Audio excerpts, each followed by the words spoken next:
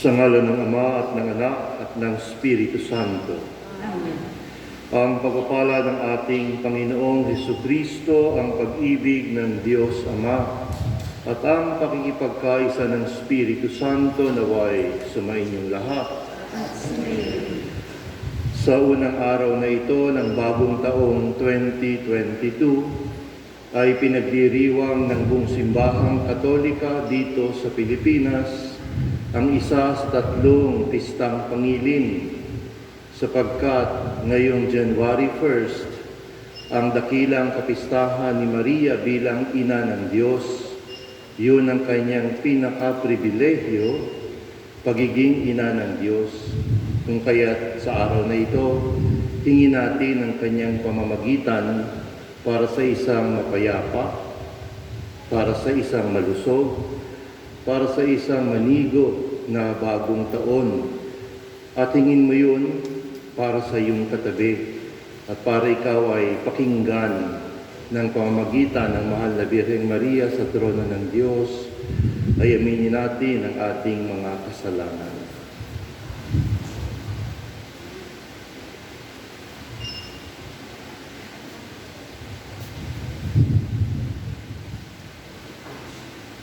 Inaamin ko sa makapangyarihang Diyos at sa inyo mga kapatid, na lubha akong nagkasala sa isip, sa salita, sa gawa, at sa aking pagkukulang. Kaya isinasamo ko sa mahal na Birheng Maria, sa mga anghel at mga banal, at sa inyo mga kapatid, na ko'y panalangin sa Panginoong ating Diyos.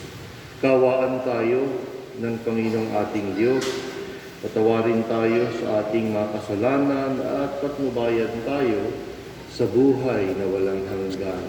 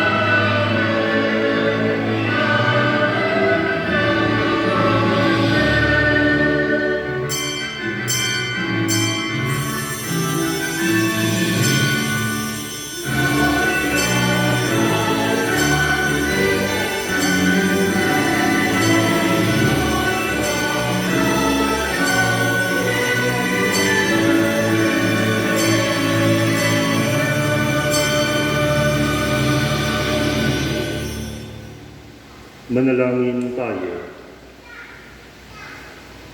Ama naming makapangyarihan, pinagpala mo ang sangkatauhan sa iniluwal ng mahal na ina. Ipalasap mo sa amin ang kanyang pagdalangin sa pamamagitan ng iyong anak na isinilang niya para sa amin upang kami ay mabuhay kasama mo at ng Espiritu Santo magpasawalang hanggan.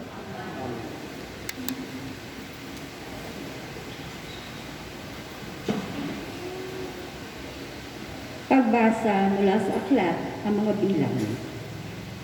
Sinabi ng Panginoon kay Moises, sabihin mo kay Aaron at sa kanyang mga anak na ito ang sasabihin nila sa pagbibindisyon nila sa mga Israelita. Pagpalain ka nawa at ingatan ng Panginoon. Naway kahabagan ka niya at subaybayan. Lingapin ka nawa niya at bigyan ng kapayapaan. Ganito nila babanggitin ang pangalan ko sa pagbibindisyon sa mga Israelita at pagpapalain ko ang mga ito. Ang salita ng Diyos. Kami iyong kaawaan, pagpalain ko ang mahal. O Diyos, pagpalain kami't kahabagan.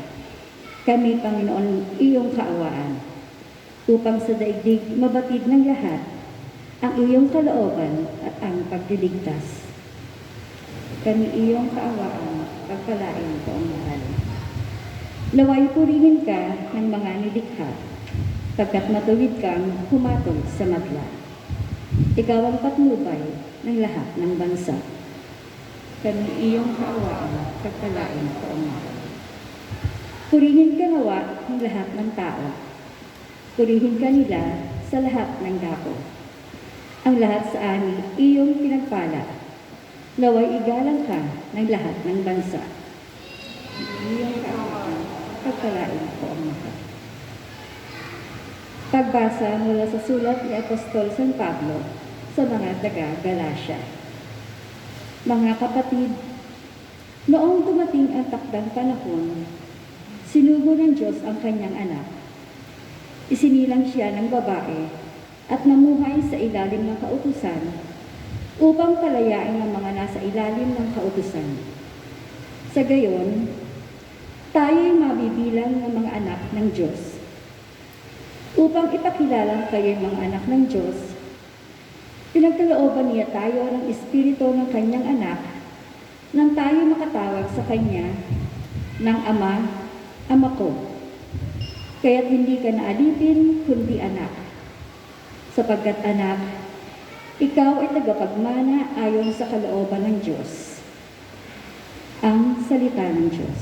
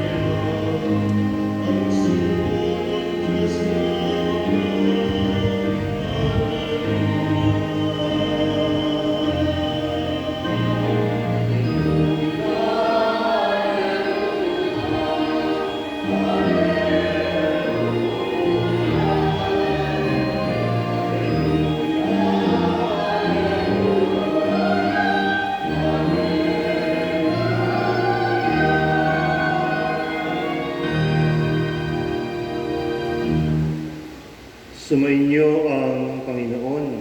At sumayin. Ang mabuting balita ng Panginoon ayon kay San Lucas. Purihin sa iyo, Panginoon. Noong panahong iyon, nagmamadali ang mga pastol na lumakad patungong Bethlehem at nakita nila sina Maria at Jose at ang sanggol na nakahiga sa sabsaban. Kaya't isinaysay nila ang mga sinabi ng anghel tungkol sa sanggol na ito. At nagtaka ang lahat ng nakarinig sa sinabi ng mga pastol. Natanim sa isip ni Maria ang mga bagay na ito at kanyang pinagbulay-bulay. Umalis ang mga pastol na nagpupuri sa Diyos at nagpapahayag ng kanyang kadakilaan dahil sa lahat ng narinig nila at nakita na ayon sa ibinalita sa kanila ng anghel. Pagdating ng ikawalong araw ay tinuli ang bata at pinangalanan ng Jesus, ang pangalan na ibinigay ng anghel bago pa siya ipinaglihi. Ang mabuting balita ng Panginoon.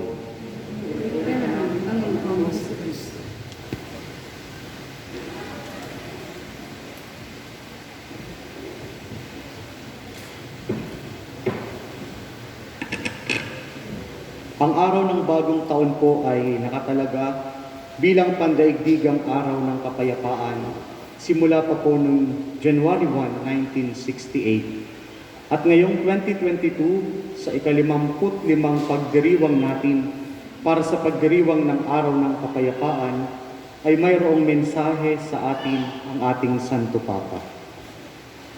Ang kapayapaan ay regalo mula sa Diyos at bunga ng pagtutulungan ng mga tao.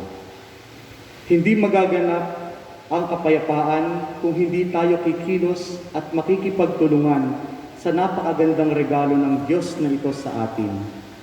Kung kaya ang ating Santo Papa ay nagbigay ng 3 bagay upang makatulong sa pagsasakatuparan ng kapayapaang ninanais sa atin ng Diyos. Una, ang dialogue between generations. Ikalawa, education. At ang ikatlo ay work. Unang punto, dialogue between generations. Ngayong pandemya, napakaraming mga problema at suliranin ang nagsisilitawan. Marami ng tao ang tumatakas sa realidad ng buhay. Marami na ang nagkakaroon ng sariling mundo dahil sa kagustuhang tumakas sa mga hindi magagandang nangyayari sa ating kapaligiran. At ang masaklap pa kung minsan ay ang bayolenteng pagtugon ng iba sa mga pangyayari sa atin ngayon. Tumitindi na rin ang kalungkutan sa mga nakatatanda at kawalang pag-asa sa mga kabataan dahil sa dinaranas nating krisis. Ngunit ang Santo Papa ay nagbigay ng isang posibleng solusyon ukol sa bagay na ito. Dialogue between generations. Napakagandang pagmasdan kung mayroong magandang ugnayan ang nakatatanda sa mga mas nakababata, sapagkat sa pamamagitan nito ay magkakaroon ng palitan ng kaalaman ang matatanda at ang mga kabataan. Ngunit ang dialogo na ito ay hindi lamang basta palitan ng magagandang kaalaman, bagkus at higit sa lahat, ito ay kailangang may katapatan upang makamit ang tiwala sa isa't isa. Dahil hindi magiging mabunga ang dialogo kung puro kasinungalingan lamang ang nilalaman nito. Masasayang lang ang ating laway kung puro walang katuturan lamang ang ating sasabihin at ipapasa sa bawat henerasyon. Uusad tayo patungo sa minimithi nating kapayapaan kung ang lalamanin ng ating dialogo sa bawat isa ay puno ng katapatan at katotohanan. At mas magiging ganap ito kung ang bawat isa ay marunong makinig at mayroong kabukasan. Sapagkat kung hindi tayo marunong makinig at hindi bukas sa dialogo na ating gagawin, ang lahat ay mauuwi lamang sa wala. Napakaganda ng pagsasalarawan ng ating Santo Papa sa mga nakatatanda at sa mga kabataan. Tinawag ng Santo Papa ang mga nakatatanda na tagapangalaga ng mga alaala. At ang mga kabataan naman ay ang mga tagapagpatuloy ng kasaysayan. Kaya napakagandang magkaroon ng magandang ugnayan na may kabukasan sa isa't isa ang mga nakatatanda sa mga mas nakababata. Ang ikalawang bagay na binanggit ng Santo Papa sa kanyang liham ay ang edukasyon. Nakakalungkot isipin na ang edukasyon ay tinitingnan na lamang ngayon bilang gastos kaysa pamumuhunan.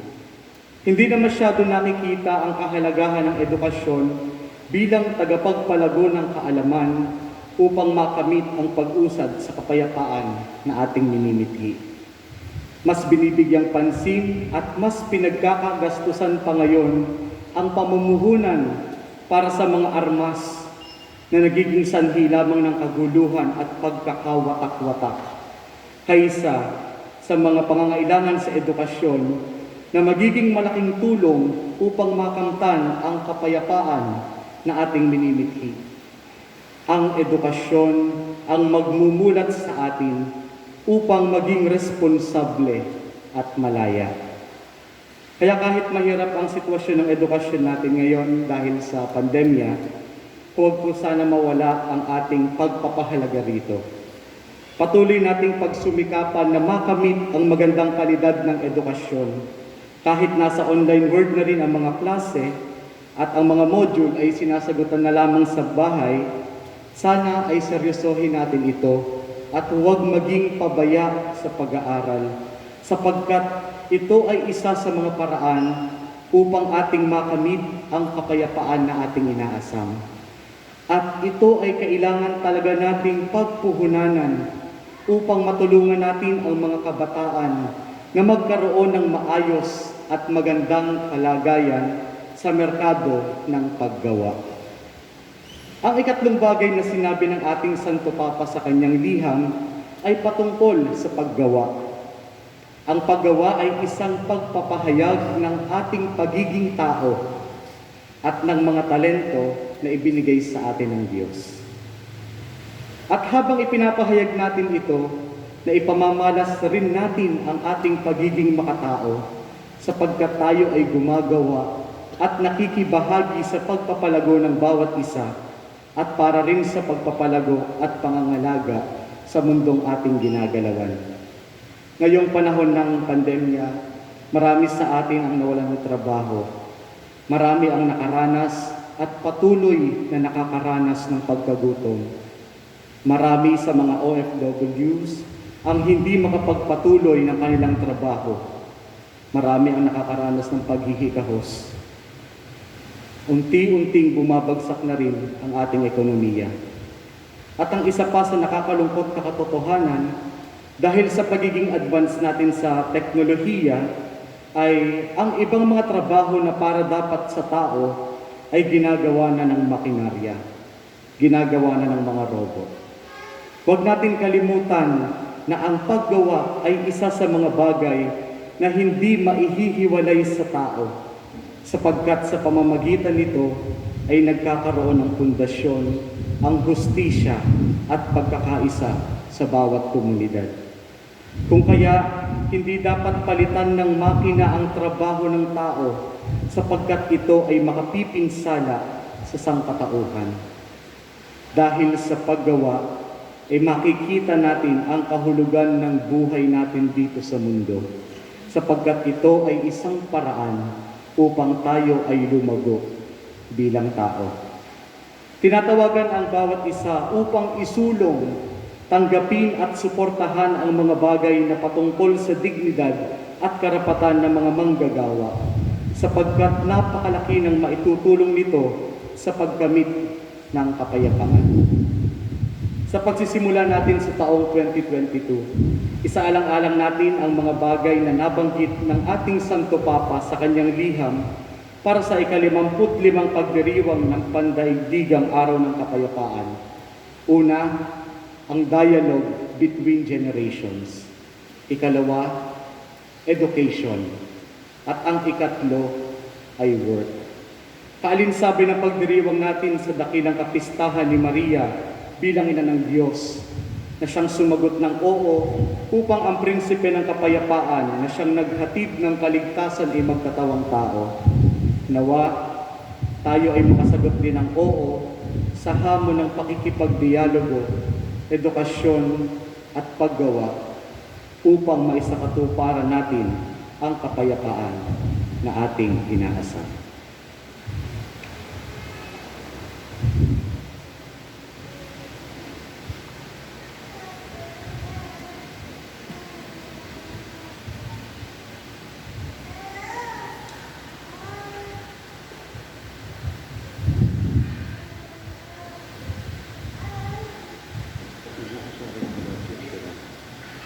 Ipahayag natin ang pananampalataya ng ating inang simbahan. Sumasampalataya ako sa Diyos ang makapangyarihan na may gawa ng langit at lupa. Sumasampalataya ako kay Jesucristo, iisang anak ng Diyos. Nagkatawang tao siya, lalang ng Espiritu Santo, ipinanganak ni Santa Maria Virgen. Pinagpakasakit ni Poncio Pilato, ipinako sa krus, namatay, inilibing. Nanaog sa kinaroroonan ng mayumaho, nang may 3 araw na buhay na maguli. Kumakyat sa langit, naluluklok sa kanan ng Diyos amang makapangyarihan sa lahat. Doon magmumulang paririto at huhukom sa nangabubuhay at nangamatay na tao. Sumasampalataya naman ako sa Diyos sa Espiritu Santo, sa banal na simbahang Katolika, sa kasamahan ng mga banal, sa kapatawaran ng makasalanan, sa pagkabuhay na muli ng namatay na tao, at sa buhay na walang hanggan. Amen. Oratio Imperata para sa proteksyon laban sa COVID-19.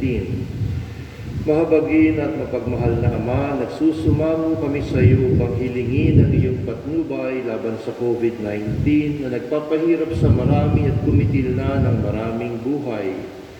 Tungayan mo kami ng may pagmamahal at ipagadya kami ng iyong mapaghilom na kamay mula sa takot, sa karamdaman at kamatayan. Itaguyod mo kami sa pag-asa at patatagin sa pananampalataya. Gabayan mo ang mga dalubhasang naatasan na tumuklas ng malunas at paraan upang ihinto ang paglaganap nito. Nagpapasalamat kami sa mga bakunang naisulong sa patnubay ng iyong makamay. Pagpalain mo ang aming mga pagsisikap na mawakasan ng mga bakuna ang pandemya sa aming bayan. Patnubayan mo ang mga lumilingap sa may sakit upang ang kanilang pagkalinga ay malaki pa ng husay at malasakit. Pagkalooban mo sila ng kalusugan sa isip at katawan, katatagan sa kanilang paninindigang maglingkod at ipagsanggalang sa karamdaman. Itnataas namin ang madalubhasa, itnataas namin ang mga nagdurusa, makamtanawa nila ang mabuting kalusugan, lingapin mo rin ang mga kumakalinga sa kanila. Pagkamitin mo ng kapayapaang walang hanggan ang mga pumanaw na. Pagkalooban mo kami ng biyaya na magtulong-tulong tungo sa ikabubuti ng lahat. Pukawin sa amin ang pagmamalasakit sa mga nangangailangan. Sa pagdamay at malasakit namin sa bawat isa, malalampasan namin ang krisis na ito at lalagos sa kabanalan at pagbabalik loob sa iyo. Hinihiling namin ito sa pamamagitan ng Jesucristo na nabubuhay at naghaharing kasama mo at ng Espiritu Santo, isang Diyos magpasawalang hanggan. Dumudulog kami sa iyong patnubay, mahal na Ina ng Diyos. Pakinggan mong aming mga kahilingan sa aming pangailangan at ipagadya mo kami sa lahat ng kasamaan, malulhati at pinagpalang Birhen na Ina ng Diyos. Amen. Mahal na Birhen ng Fatima, mapagpagaling sa may sakit.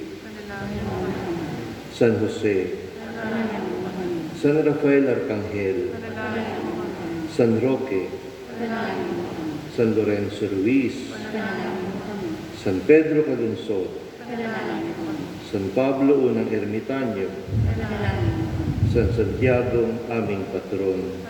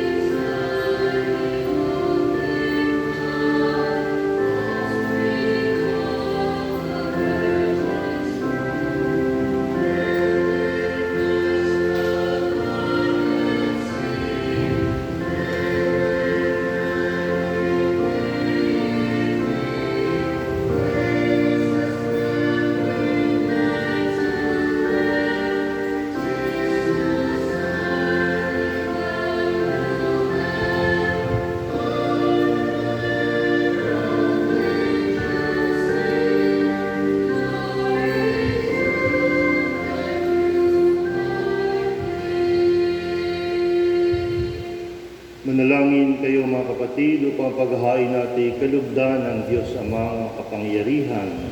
Kami pinawala ang Panginoon ang pagkahain sa iyong mga panginoon. Sa kapilitan niya ang karanasan sa ating ipapinagaman sa buong sambayanan niyang ganap. Ama naming lumikha, sa iyo nagmumula at nagkakaroon ng kaganapan ang tanan. Sa dakilang kapistahang ito ni Maria, na ina ng anak mong Diyos na totoo, may pagdiwang nawa namin ang pasimula ng bagong taon at paratingin mo kami sa kaganapan nito sa pamamagitan ng Jesucristo kasama ng Espiritu Santo magpasawalang hanggan. Amen. Sumayin niyo ang Panginoon.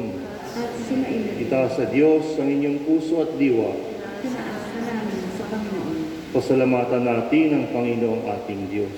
Marapat na siya ay pasalamatan. Ama naming makapangyarihan, tunay ngang marapat na ikaw ay aming pasalamatan ngayong dakilang kapistahan ni Maria na ina ng Diyos. Bukod mong pinagpala sa babaeng lahat, ang mahal na birheng totoong mapalad na iyong piniling maging ina ng iyong anak nung isugo mo siya bilang aming Mesiyas. Sa kapangyarihan ng Espiritong Banal, ang Birheng Maria ay naging inang tunay ng iyong anak na kanyang isinilang bilang liwanag nitong sanlibutan. Kaya kaisa ng mga anghel na nagsisiawit ng papuri sa iyo, nang walang humpay sa kalangitan, kami nagbubunyi sa iyong kadakilaan.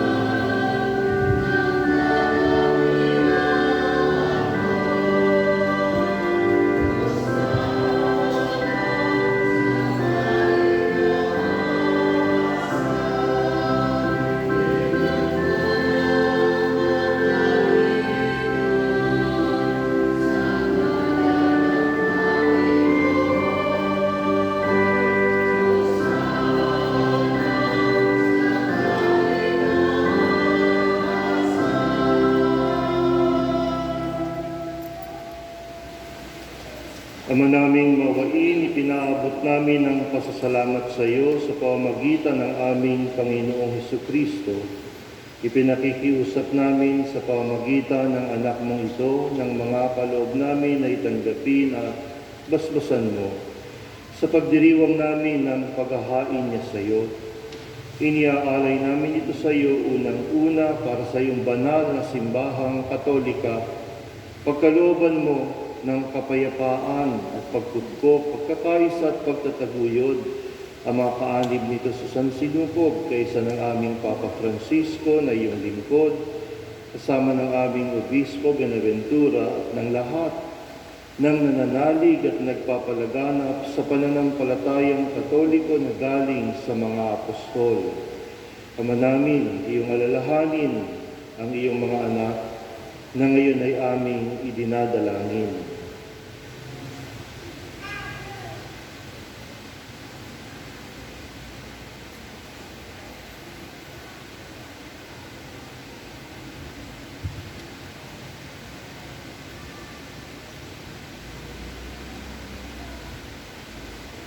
Ang aming pananampalataya ay nababatid mo, gayon din ang pagsisikap naming maging tapat sa iyo.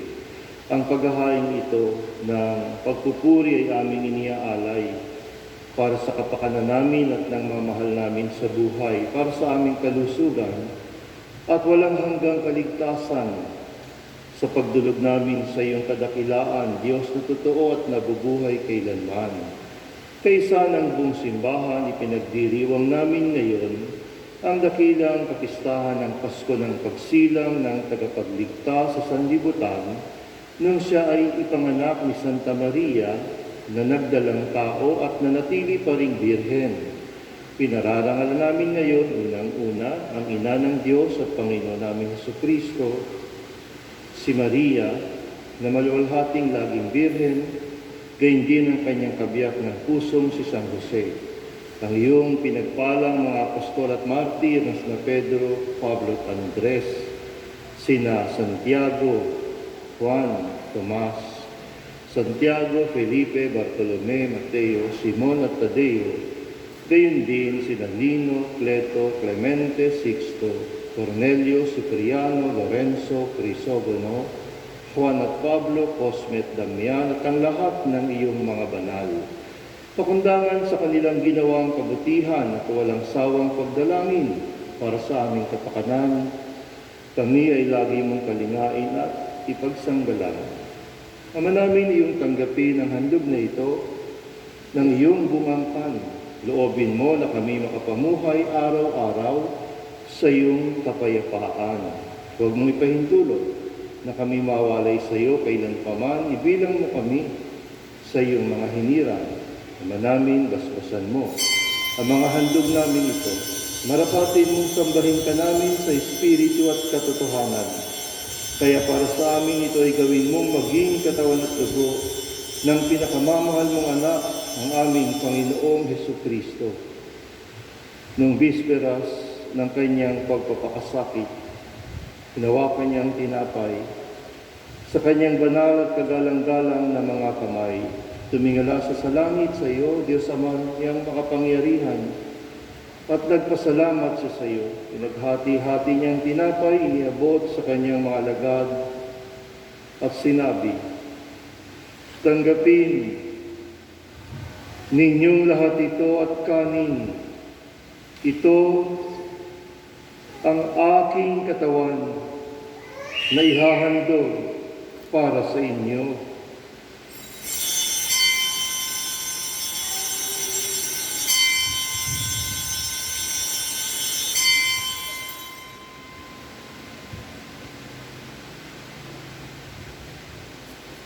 Gayun din naman, nung matapos ang hapunan, hinawakan niyang kalis na ito ng pagpapala sa kanyang banal at kagalang-galang na mga kamay. Muli kanyang pinasalamatan, iniabot niyang kalis sa kanyang mga alagad at sinabi, tanggapin ninyong lahat ito at inumin. Ito ang kalis ng aking dugo, ng bago at walang hanggang tipan. Ang aking dugo na ibubuhos para sa inyo at para sa lahat, sa ikapagpapatawad ng mga kasalanan. Gawin ninyo ito sa pag-alala sa akin.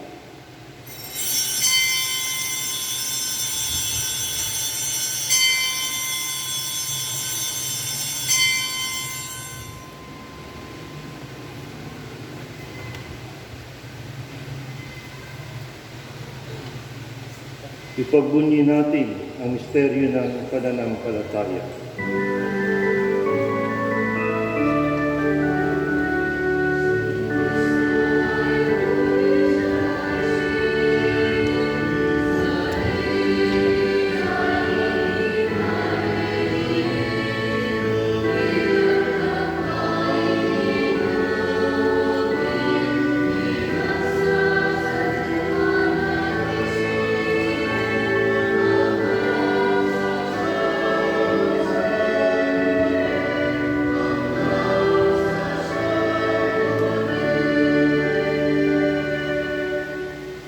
Ama, kaming mga lingkod mo at bumubuo sa iyong bayang banal ay nagdiriwang sa alaala ni Kristo na iyong anak at aming Panginoon.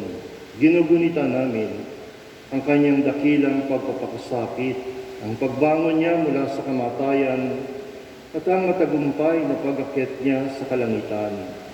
Kaya mula sa mga biyayang sa iyo rin ang galing, inihahandog namin sa iyong kataas-taasang kamahalan ang paghahaing ito na katangi-tangi at dalisay, ang pagkaing nagbibigay buhay kailanman, at ang inuming nagbibigay kagalingang walang katapusan. Masdan mo ng buong kasiyahan ng aming mga alay na ito.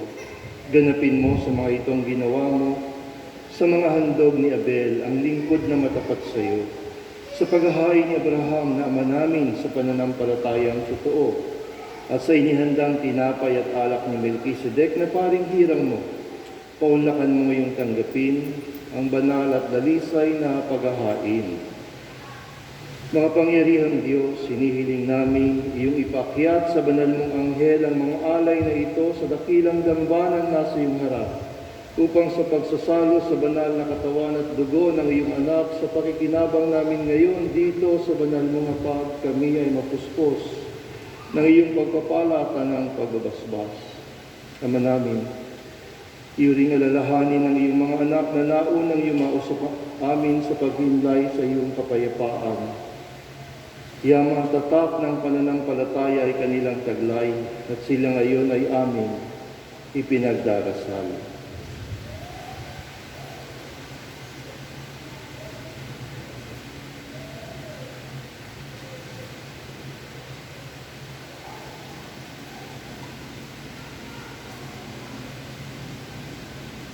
Sila at ang tanang naihimlay sa kandungan ni Kristo ay aming idinadalangin sa iyo, upang iyong pagbigyan makarating sa pagsasalo, pagliliwanag at pamamahinga sa iyong piling, kahit kami ay mga makasalanan mong lingkod.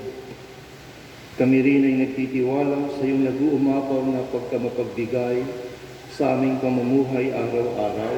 Kaya pagindapatin mo rin kami makaugnay at makapiling ng iyong mga banal na apostol at martir, kasama nina Juan Bautista, Esteban, Matias, Bernabé, Ignacio, Alejandro, Marcelino, Pedro, Felicidad, Perpetua, Agata, Lucia, Agnes, Cecilia, Anastasia at ng lahat ng iyong mga banal.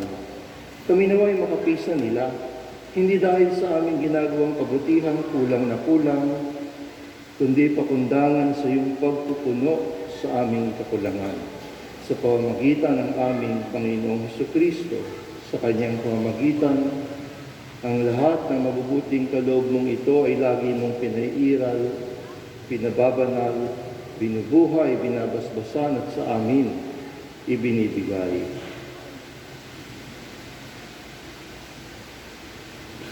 Sa pamamagitan ni Kristo, kasama niya at sa Kanya, ang lahat ng parangal at papuri ay sa iyo, Diyos Amang makapangyarihan, kasama ng Espiritu Santo, magpasawalang hanggan. Amen.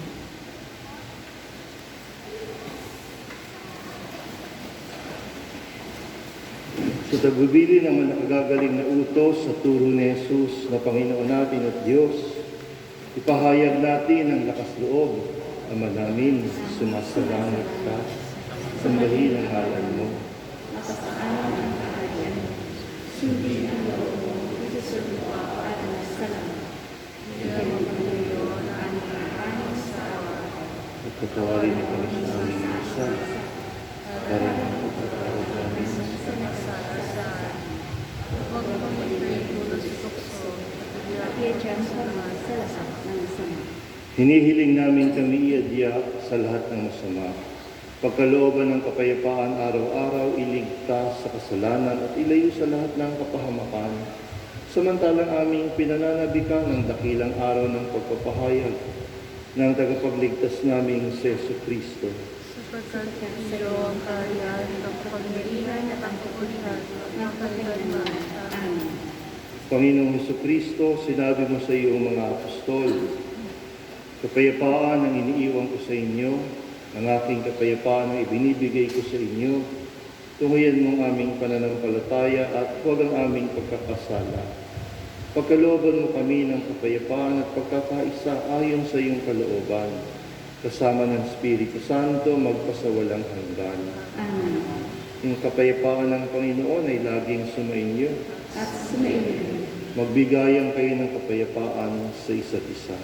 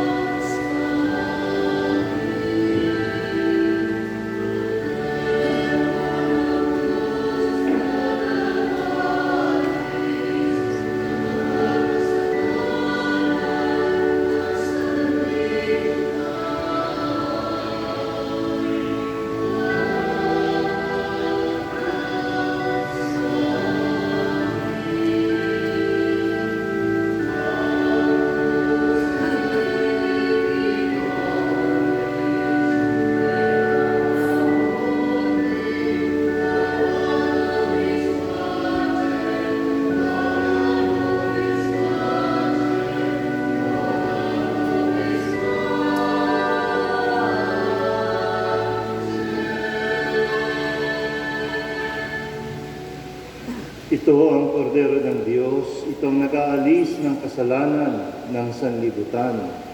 Mapalad ang inaanyayahan sa kanyang piging. Panginoon, hindi ako dapat magkatibig sa iyo. Ngunit sa isang salita mo namin ay gagawin na. Ang katawan ni Kristo. Amen.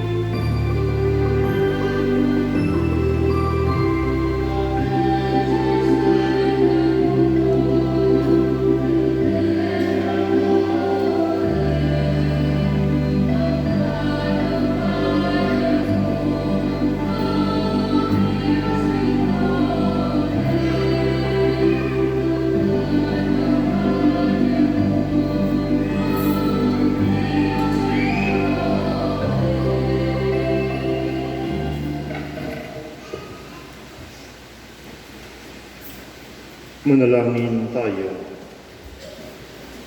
Ama naming mapagmahal, loobin mo sa pagdiriwang namin sa dakilang kapistahan ng mahal na ina ng iyong anak at ng iyong sambayanan, kami nagsalo-salo sa piging na banal ay makapakinabang nawa sa iyong buhay sa pamamagitan ng Kristo kasama ng Espiritu Santo magpasawalang hanggan. Amen. Maligayang bagong taon sa ating lahat at naway ang bawat araw ng 2022 ay maging bagong pagkakataon ng pagpapakabanal. Muli, maligayang bagong taon at pagpalaing kayo ng mga pangyarihang Diyos, Ama at Anak at Espiritu Santo. Amen. Humayo kayong mapayapa.